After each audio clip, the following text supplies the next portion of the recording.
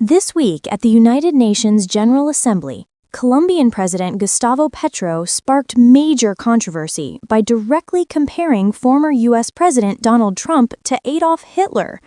In his final address to the UN in New York, Petro did not hold back. He claimed the world is facing a dangerous shift, one that echoes some of the darkest chapters in modern history.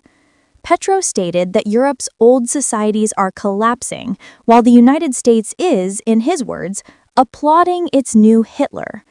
He argued that Washington is ignoring the lessons of its own history, where countless soldiers gave their lives to fight against Hitler's ideology. According to Petro, the same mistakes are being repeated, this time through the treatment of migrants.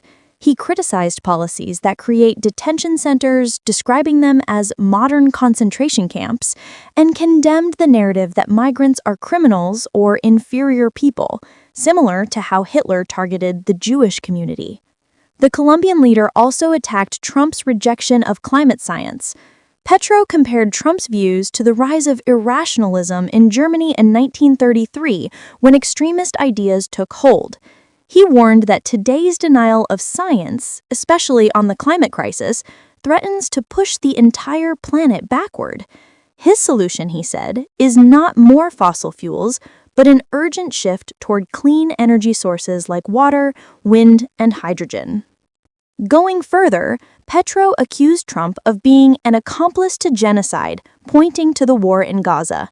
He argued that the United Nations itself has become a silent witness to mass killings and suffering.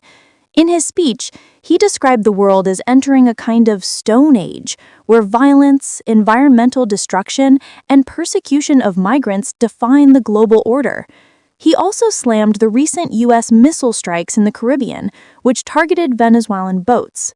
Trump's administration claimed these actions were meant to stop drug trafficking, but Petro rejected that justification. According to him, many of those killed were simply poor young people fleeing poverty, not drug traffickers. He added that even if some had small amounts of drugs, they were not organized criminals. For this reason, Petro declared that U.S. officials, including Trump himself, should face criminal charges for authorizing these attacks. This speech is already sending shockwaves across the international stage. The comparison of Trump to Hitler at the United Nations is not just another political jab. It is a warning about history repeating itself, climate inaction, and the global consequences of unchecked power.